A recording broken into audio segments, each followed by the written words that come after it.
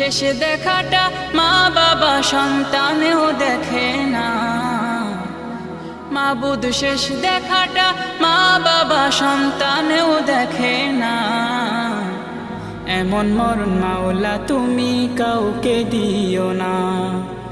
এমন মরণ মাওলা তুমি কাউকে দিও না।